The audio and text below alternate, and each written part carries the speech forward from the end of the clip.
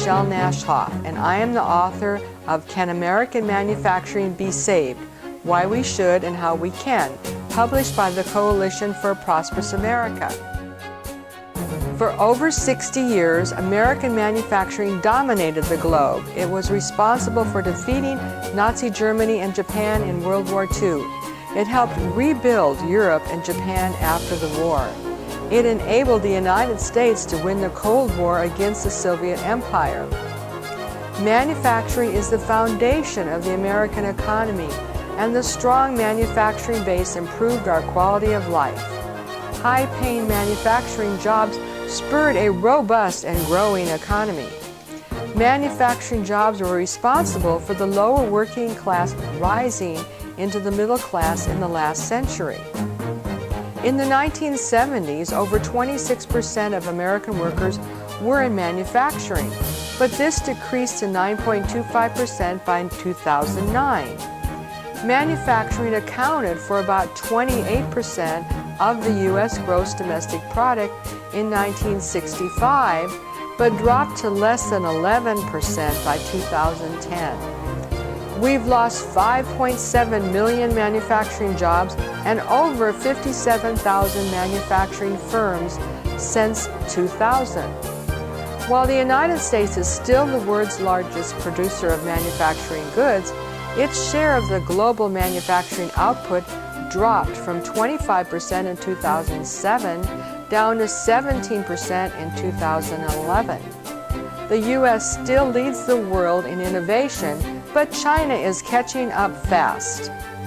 Manufacturing is critical to our national defense because American manufacturers supply the military with the essentials needed to defend our country.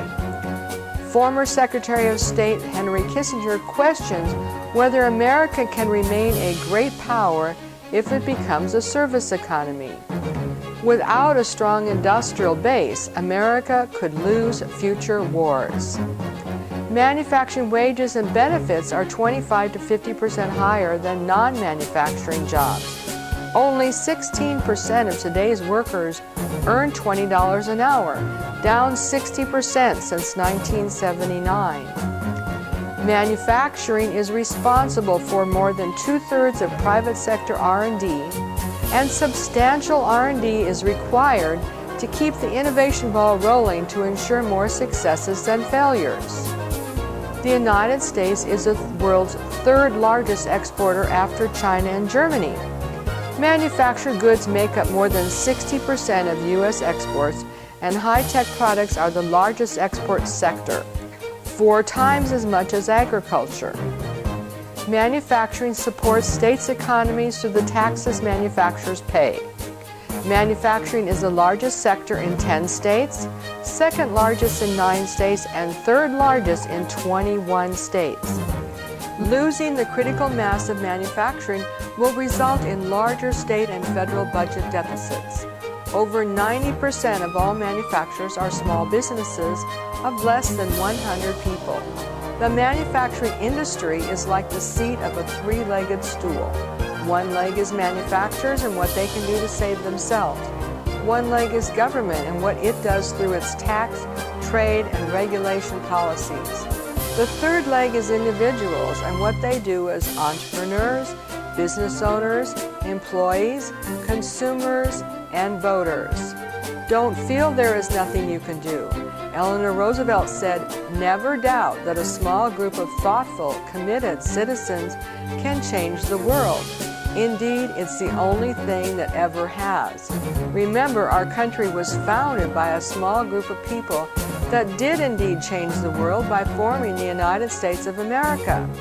It will take cooperative efforts by industry, government, and individual Americans to ensure American manufacturing survives and grows in the global economy.